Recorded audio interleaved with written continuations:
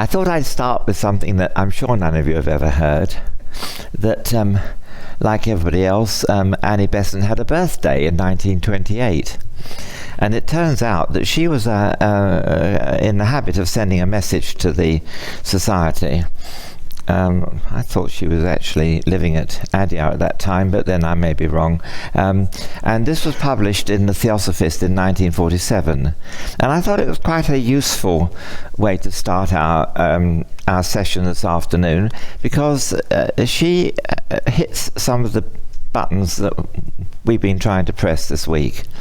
She says, "It is glorious to live in this critical time and to offer ourselves joyfully as channels for the power that makes for righteousness, by whatever name we call that power. Service is the true greatness, living as we do in a world in which so many suffer blindly and resentfully, a world which sorely needs the help of all who love." I thought that was a really nice message. And as Jenny has just said, I took as my title rather impulsively, I think, when the program was being printed, as Truth and Esoteric Truth. Now, obviously, a title like that could expand into a huge lecture, and I'm not intending to do that this afternoon, you'll be pleased to say, or to hear. All I will say is that scientific truth, of course, is a very fragile thing, because science has so many times thought it had the truth, only to be disillusioned. And scientific truth, of course, has got two aspects to it. Just very briefly. The first aspect, of course, is that 2 and 2 always make 4. They never make anything but 4, do they? And that is a piece of, if you like, absolute truth. You can't argue about it. If someone comes up to you and says, "I don't believe 2 and 2 makes 4, it makes 4.1, you'd laugh yourself silly, wouldn't you? Because you know that it's a piece of definition. It's true by definition, and unchallengeable in that respect. However, there are other truths which are sort of accumulated by science over a period of time by observation. And I should be forever grateful to Pam El-Husseini, I think has gone. Hasn't she gone, Pam El-Husseini? She's gone. But she took me aside after Ted's lecture when I'd got a very unsatisfactory answer to my question, and said, "You didn't understand the answer to your question, did you?" And I said, "No, I didn't."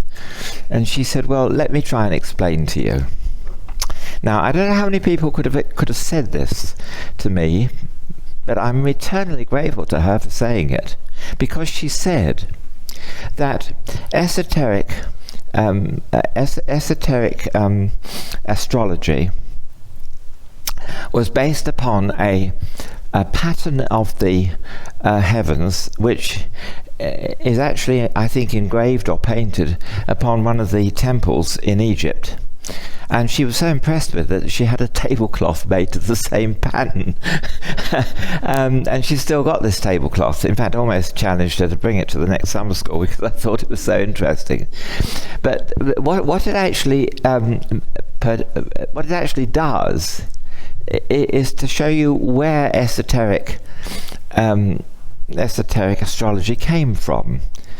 And it's typical of the scientific process of trying to understand the way nature behaves. In this way, in a very complicated and mysterious way, which only those who are, I was going to say addicts, but perhaps that's the wrong perhaps I should say great enthusiasts for esoteric astrology, because apparently, and this makes a lot of sense to me as a scientist, they have accumulated knowledge from comparing the way people behave with the way the heavens looked when they were born. And over the period of many, many years, I guess probably hundreds of years, they've built up a pattern, have the esoteric astrologists, in which they have found a correlation, or think they have, between the way the patterns are configured at the point that you're born, at the time that you're born, and the subsequent way in which you unfold as a personality and live your life. And so that made a lot of sense to me, and I, for the first time in my life, I think I understood where esoteric philosophy, astrology, was coming from, because before that time I regarded it as a lot of empirical, sorry to use the word, nonsense. The other thing about esoteric truth, scientific truth has got these two aspects for it. I mean, for all we know, if they go on accumulating data about the way in which the heavens are configured when people are born for long enough, they may reach such a stage that they can tell what a person is going to be like as soon as they're born, almost as well as the modern meteorologists can tell you the weather these days, and they can do it pretty well actually with their modern computers. Anyway, esoteric truth, of course, is an entirely different matter altogether. That business about esoteric astrology is not really esoteric. It's just something that's been developed as a scientific process, and so far as the correlations are concerned, it's a matter of how long do you go on to establish a correlation of that sort? Probably forever. Anyway, the esoteric truth is different, and I think we've probably all come to see what esoteric truth is during this week's studies. We've seen that it is very deep, that it depends on the level of consciousness that we can achieve as we develop ourselves from a spiritual point of view, and according to where we get in this process, so we understand more or less of the deeper teachings about life and existence and what happens when we die, and everything else to do with theosophy is really compounded in not what we understand, but what we think we understand. And the two things, I'm afraid, for most of us are completely different. And as we go through life and develop our spiritual intuition, we realize how often we were wrong in what we had jumped to be the truth of the matter. Anyway, I could go on and on about that, but I'm going to stop, because I've got I set myself a program of things to say. I'm not quite sure how long it's going to take. Anyway, I gather that there's been some question raised about whether it's possible in a short period of time to actually do a statement about what's happened this week. But I see that the person who raised that question is not actually here, so perhaps I don't even have to bother with it. But so anyway, let's go on. We'll see. You can make your own judgment about how well I've done a bird's eye view on the week. And of course, I really should start, and I will start, with Susan Bailey's Blavatsky lecture, which unfortunately I don't think she did herself justice when she delivered it to us. And if you read it, you will find that it has got a terrific amount of careful thinking and quotations in it, which she didn't get over to us when she presented it to the school.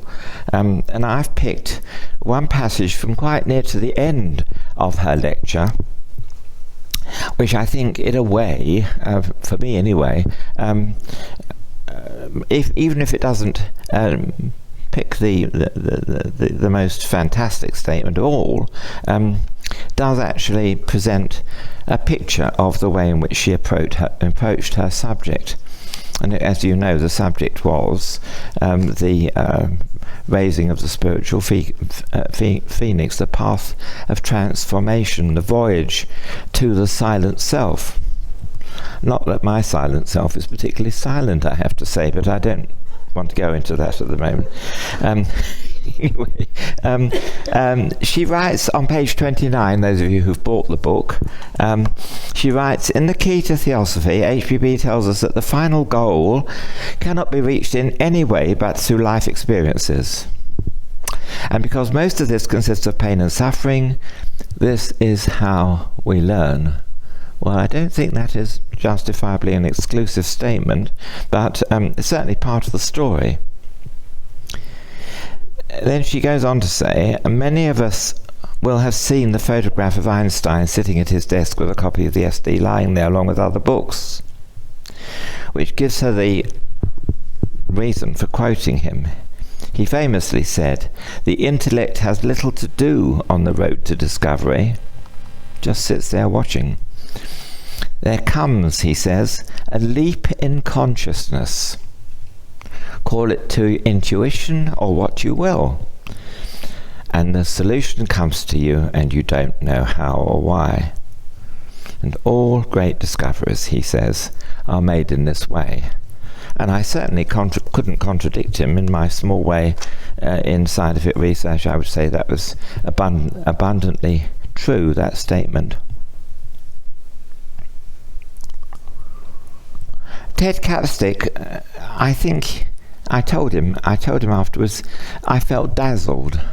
I was dazzled by the sheer eloquence of him, of his teaching, and his incredible ability to take virtually any question that he was given and have an immediate answer.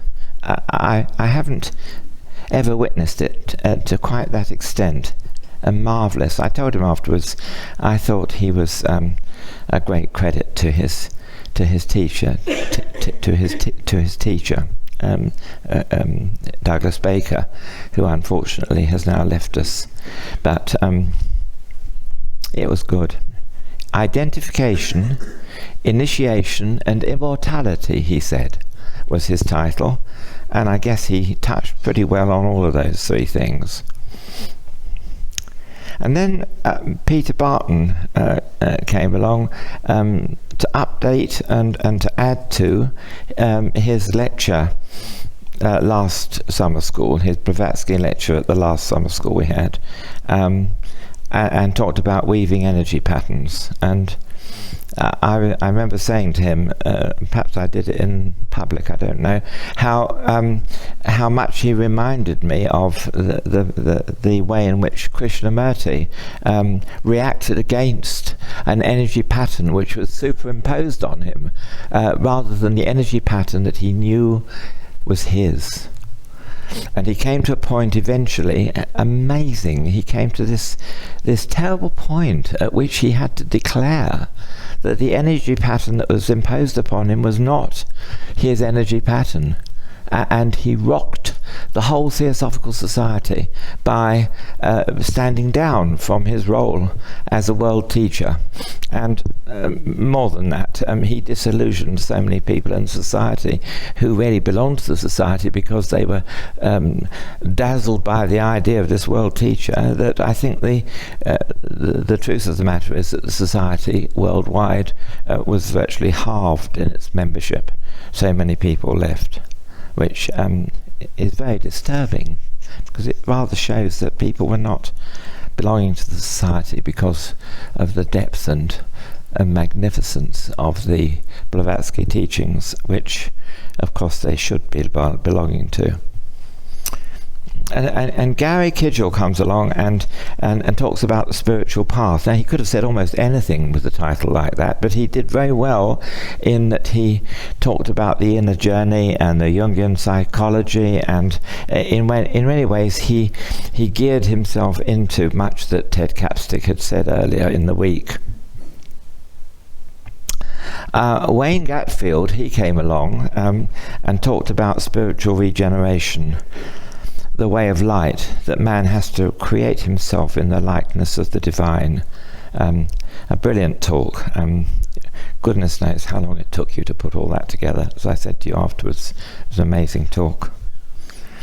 And Cynthia, this morning, the spiral path and the rock face, and I could almost see myself treading the spiral path and hauling myself up by ropes on the rock face. It was so fantastic. I really did appreciate that very much, Cynthia, and I'm sure we all did, because sometimes you get hold of the message better with a very powerful image than you do with a load of talking.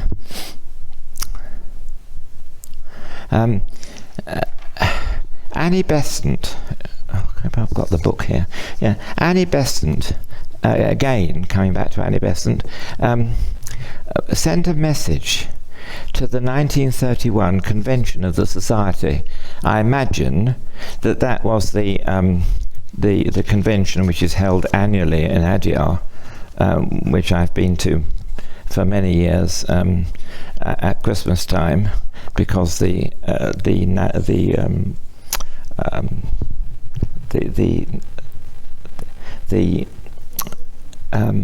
General Council of the TS meets, unfortunately, on Christmas Day, and it only meets once a year, so it's you either miss it for a whole year or you go. And so I've been down there, except for the last 2 years. I haven't been down there since 2012, I think. But this was in 1931, before I was born, would you believe it? It's all about this pathless land that I mentioned in my talk earlier in the week. But that's Krishnamurti again. You know, the truth, he said so many times in his lectures, is a pathless land. And I examined that to some degree in my talk earlier in the week, but I really thought you would enjoy my reading you this message, or this statement that Ernest Wood, who I introduced to you earlier in the week, made about Annie Besant's short speech to the 1931 convention. He says, writing in his book, he says, "So we are in a pathless land." And he says, "It rejoiced me to hear Dr. Besant in her short speech to the 1931 convention of the Theosophical Society in the moment of her strength." She was pretty old then and getting pretty doddery. I mean, she was 19, she died 2 years later in 1933. In the moment of her strength, which I feel she must have reserved, the strength she must have reserved for the most important thing. He says, "I rejoiced to hear her say something with all the dramatic impressiveness at her command, something which appears to me to point straight to the same truth. She said, 'Find the God in yourself, not up there, nor down there, nor somewhere. You do not know where, but in yourself. The God, the power, the leading is in ourselves. None other can tread a path for us.'" And I think I did mention in my earlier talk this week that it may be that every path is slightly different. We all have to find our path and tread it for ourselves. No one else can tread our path for us. And I quote what I quoted from Krishna in the Bhagavad Gita, where he says, "The paths men take from every side are mine." The paths men take from every side are mine. And that means every path. There is no path other than the paths prescribed by Krishna. And if you want to see the Christian comparison to that, Jesus said that anyone who tried to get into the path by any other way than the true way, and we'll go into the way a little bit later in this study, are thieves and robbers. Pretty strong stuff. to call someone a thief and robber, because they try to climb into the path by some other way than the prescribed way. And of course the prescribed way, we've already been told from the voice of the silence, is thou canst not travel on the path before thou hast become that path itself. And that is a tremendous challenge, and perhaps a disappointment, because maybe you didn't want to become the path itself before you travelled on it. Maybe the concept of the path was that it took you to where you wanted to be, rather than telling you that you had to be it before you did. We went and started the journey. So it leaves you in a rather sort of strange position. And I'm going to now do something which I was going to do in my talk earlier in the week, but I eventually decided not to do it, because it leads me on to another aspect of the of this particular study, this search for truth, this way that is talked about so frequently. And I've got a very brief way of looking at the Beatitudes. Now, before I look at the Beatitudes, let me tell you one of two things that modern scholarship says about the Beatitudes. First of all, with a great sense of relief, I tell you that the modern scholarship has suggested that the Beatitudes recorded in St. Matthew chapter 5 of the New Testament are in fact thought to be more authentic than anything else in the New Testament, well, in the four Gospels anyway, about what Jesus did and said. I really found that very encouraging, because they paint a slightly different picture of Jesus' teaching to the picture that is normally given by the establishment. And another man, maybe I haven't got the book here. No, I don't think I brought the book here. Another man has written a very, very perceptive statement about the 8 Beatitudes, which I should try and do very quickly, because I've got other things I want to say as well. First of all, the Beatitudes start off with a statement that blessed are the poor in spirit. Now, what does it mean to be poor in spirit? Well, I think it probably means, certainly my mentor here says, it's people who realize that in many respects they're spiritually bankrupt. They're in need of help. The realization that we're not, all-powerful spiritual beings is not something that comes naturally. When you try and get hold of these teachings that we tried to this week, I think you come to the opinion, if you're honest with yourself, that you've got an awful lot to learn. I certainly do. And I think there's a tendency to feel that you're really a beginner on the road, and you're not really up to it. Maybe the way in which we feel our spiritual poverty most of all is when we look at the amount of intuition that we can muster. Even on the most important occasions, we don't always manage to get it right, because we don't manage to fire our intuition up to a sufficiently powerful level that we really get the right message about what we should do in life. And in many cases, of course, it's far better if you're not sure to do nothing than to do something. And sometimes it's really important that you should do something.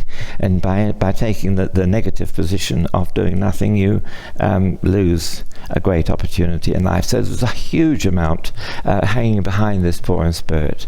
And the promise is that the poor in spirit will be satisfied.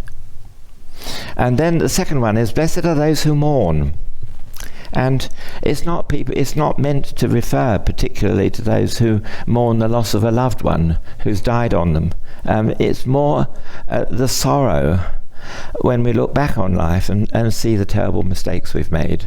I doubt whether there's anybody here, including me, who doesn't look back on their life and say, gosh, I wish I could live that part of my life over again, because I made such a terrible mistake and it put me on the wrong path, and I've never managed to get back on the path I was on before, because it was impossible to retrace my steps and go back onto the original path. And maybe that is something that when we go through this review of our past life, when we die, is one of the things that probably hurts the most, that we mourn, the sorrow of repentance. And the promise there, of course, is that those who mourn shall be comforted. Maybe there are other things that we can look at in our lives as we review them, which will comfort us and say, well, I did make those mistakes, but it led me to where I ended up, and I didn't do too badly in the end. Maybe you'll feel that way. I hope I do, but I don't know. Blessed are the meek, for they shall inherit the earth. The meek, the compassionate, because they needed compassion. The people who give the most compassion to other people in life are probably the people who themselves have received compassion, or have been aware that they needed compassion and perhaps were denied it. I don't know, but the meek shall inherit the earth. Those who hunger and thirst for righteousness. Now, we mentioned righteousness at the beginning of this talk, and it's always been one of the Beatitudes that's really, really fired me with imagination. People hunger and thirst for righteousness. When we see all the terrible suffering and inhumanity of man to man, and the corruption that in this world, it makes us hungry for righteousness. Oh, that we could have a society where people played the game and didn't try to cheat. And I think it hurt probably most of us more a year or two back when we found that the MPs were cheating on their expenses. We thought perhaps at least at that level of responsibility for the running of our society, people would be honest. And it was a hurt. It was hurtful. And the other thing about hungering and thirsting for righteousness is it's a motivation. People who really hunger and thirst after righteousness probably put as much effort into trying to put things right as they do into getting the next meal when they're hungry.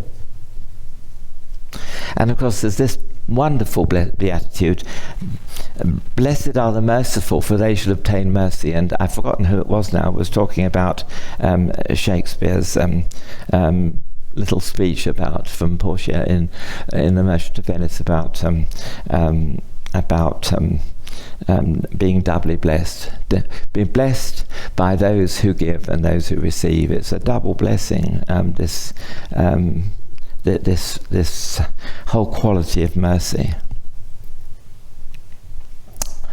The pure in heart, for they shall see God. And I think that threw me straight back to Arjuna, pleading with Krishna in the Gita to be allowed to see Krishna as he really was. And it's a very, very potent and peak point in the Bhagavad Gita when Krishna says to Arjuna, I will give you divine sight. Behold my glory. And Arjuna can't stand it. It's too much for him. Says if 1,000 suns were to arise in the sky, that couldn't be compared with the glory of the divine. And we really need, I think we really need to hold that statement of Arjuna before us as we go through life, because I think that is a great inspiration to be aware that beyond this physical realm, and this is a deeply esoteric subject, of course, there is a glory which is quite inconceivable, beyond the range and reach of human thought. You can't even think about thinking it. It's totally beyond us. The peacemakers, for they shall be called the children of God. Well, I'm sure we would all like to be peacemakers. Sometimes an extremely dangerous and difficult thing to do. How many people have gone out into war zones in the world and died as they tried to make for peace and reconciliation? A dangerous game, but they certainly are doing God's work. They're certainly doing the work of the divine in attempting to make peace where there is war and hatred. And this eighth one, those who are persecuted for righteousness' sake, for great is your reward in heaven. It's very difficult at times to stand against the crowd, to stand against the prevailing morality of this world. It's very difficult to tack your boat against the wind and make any speed. It's risky and it's dangerous, and that is the 8 Beatitudes. I think that someone referred yesterday or this morning to a 9th one, but it really only is a development of thought from the 8th. I think the normal opinion is that the 8 is the number. And of course it's given rise to a theological debate, this whole business of the Beatitudes, because isn't that karmic? You're blessed if you do these things, which is a karmic reaction. You expect, if you do good things, to receive the reward. And the Beatitudes say, these are the rewards you get for doing different things, which is one of the clashes between Theosophical doctrine and Christian theology. Or is it? By St. Paul said, talking about grace, which is defined in Christian theology as unmerited favour, which is not at all to do with the law of karma, is it? Unmerited favour, grace. But St. Paul says, by grace are you saved through faith, and that not of yourselves, it is the gift of God. And it takes you right back to Abraham, where we're told that Abraham, because of his faith in God, it was counted unto him for righteousness. That there is a karmic thread running through the whole of this, which may certainly undo some of the clashes that exist between Christian theology and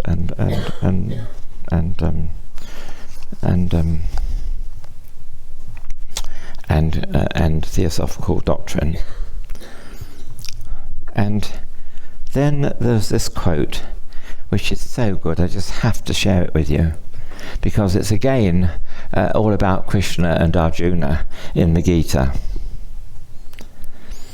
So Krishna advises Arjuna in chapter 9 verse 26 to worship him only, and tell him that whenever he does anything, it should be as an offering unto me. And he goes on to say these words, which I don't think anyone has ever quoted before in a talk that I've heard, which are so meaningful. He says, and this is the means to liberation from the bonds of karma. And this is the means to the liberation from the bonds of karma.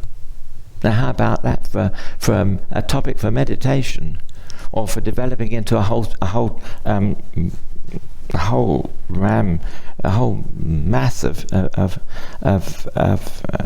teaching and development on the theme.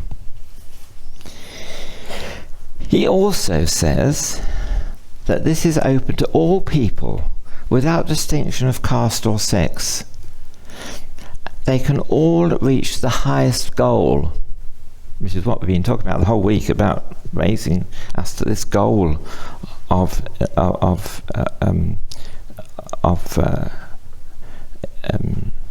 evaluation and development of our higher selves.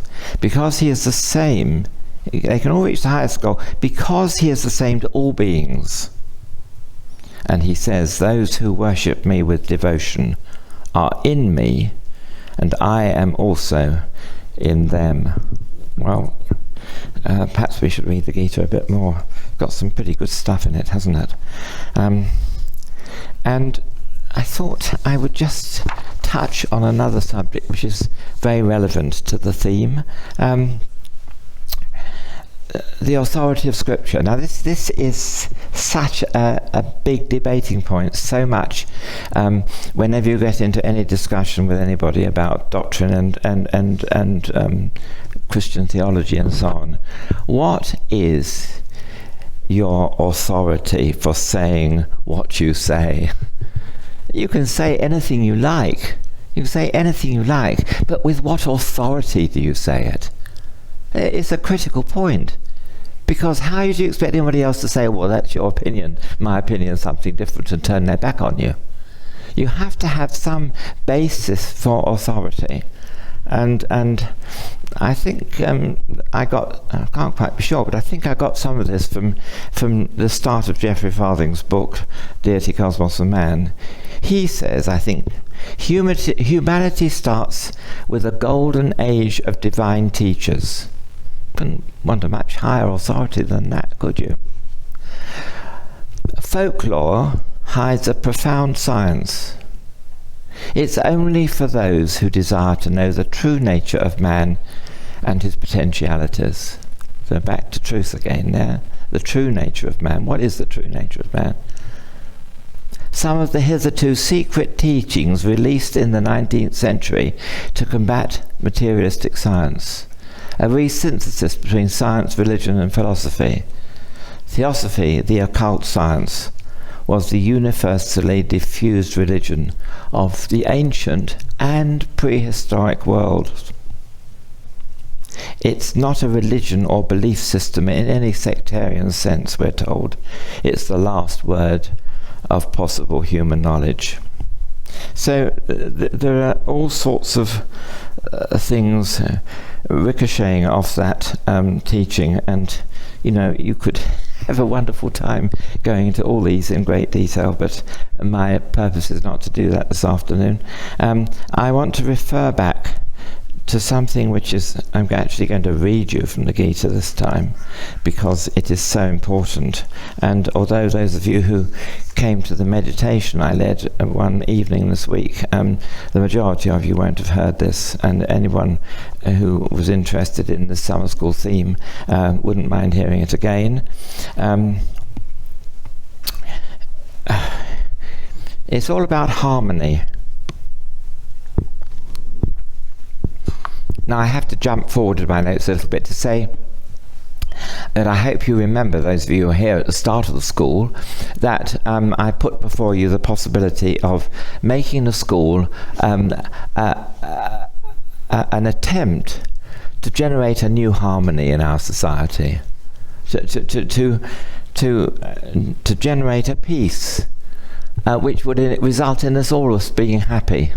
And as I've talked to many of you over meal times and at other times, I've been overwhelmed by the sense of happiness that you have, how happy you are with this summer school, how pleased you are with it, how much it has fulfilled your expectations, how much you would love to come to another summer school because you've enjoyed being here so much.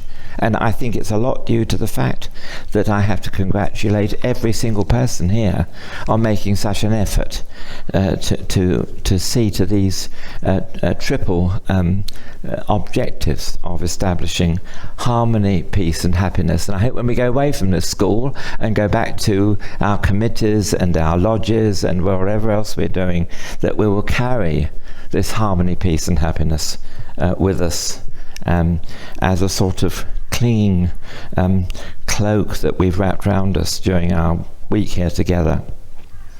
And here are the verses, 4 verses from chapter 17 of the Bhagavad Gita. Reverence for the gods of light, for the twice-born, for the teachers of the Spirit, and for the wise, and also purity, righteousness, chastity, and non-violence.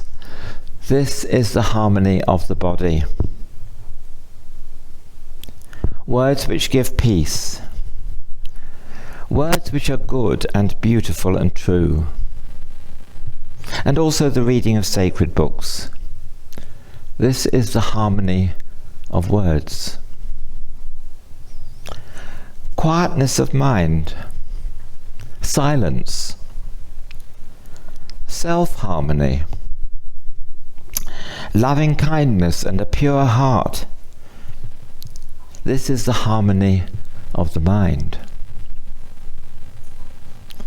This threefold harmony, the harmony of the body, of words, and of the mind, this threefold harmony is called pure when it is practiced with supreme faith, with no desire for a reward, and with oneness of soul.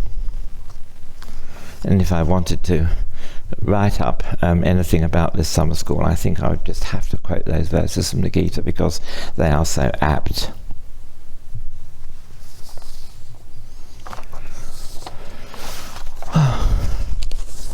Now, a lot of you were very taken by this this year and last year, because I brought this to the summer school last year, and I read it again by way of building on this particular theme that I've developed.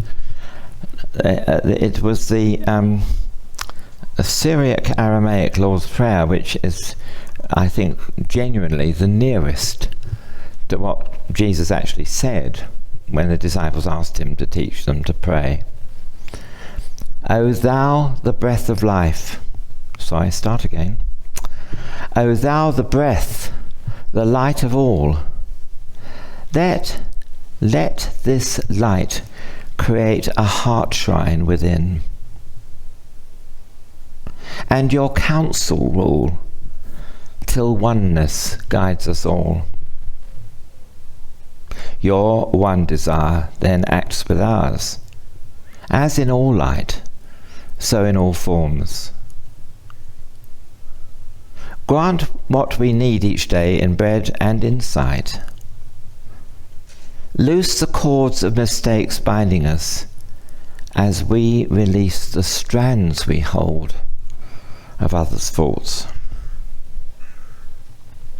Don't let surface things delude us, but keep us from unripe acts. To you belongs the ruling mind, the life that can act and do, the song that beautifies all. From age to age it renews. In faith, I will to be true.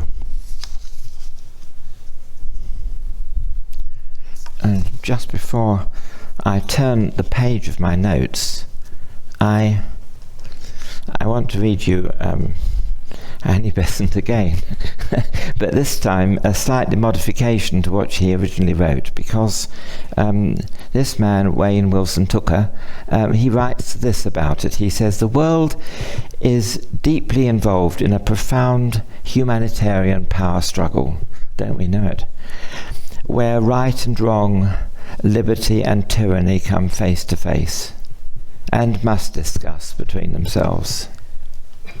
In light of this happening, we unveil a form of the Great Invocation which is updated to this present time, and he calls it the Neo-Invocation, and I don't think Annie Besant would have minded at all that he's altered just a few words in it.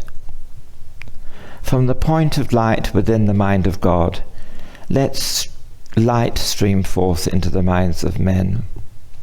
Let light pervade all of humankind. From the point of love within the heart of God, let love stream forth into the hearts of men.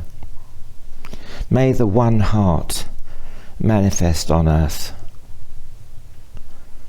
From the centre, where the will of God is known, let purpose guide the wills of men, the purpose which the masters love and serve. From the centre, which we call the race of men, let the plan of love and light work out, and may it open the door where power dwells. Let love and light and power fulfill the plan on earth. Right, that's the end of my talk. I now have to turn the page and turn to my closing remarks. First of all, I've already, I think, partly done this, but I will do it properly now and say thank you to all of you, chiefly to yourselves, for making such an effort to make this summer school such a success and reach the target of the things that I've just mentioned, of the harmony, peace and happiness, all of which I think have been evident in the school to an exceptional degree. And of course, I embark upon a thank you to the people who have put so much work in, both before the school and will continue, some of them, to work afterwards. First of all, the lecturers, and if you are a lecturer, you will know just how much work goes into constructing a lecture. The people who've chaired the meetings, which helps to hold the whole thing together. The study group leaders for all their work of preparation and for doing the work on the day itself. The workshop leaders who have done such a wonderful job, and I think we've all benefited in one way or another from the workshop leaders.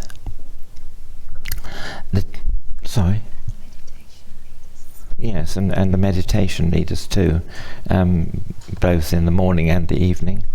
And the team, Moyne, Damon, Jenny and myself. We, I think, put in Jenny and I spend most Wednesday afternoons throughout the year working on aspects of the summer school. It's amazing how much work goes on, and work has already gone on to some degree in preparation for next year, which I'm going to ask Jenny to talk about in a minute.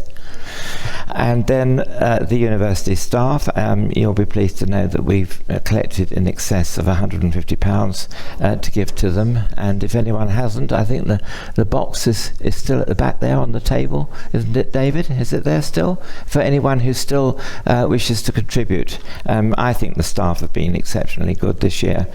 Some of the responses have been unbelievably fast when we've complained about anything or wanted anything done, and I hope you appreciate them as much as we do. So without more ado, I'll ask Jenny to tell you next year's plans as so far as they have got. So over to you, Jenny.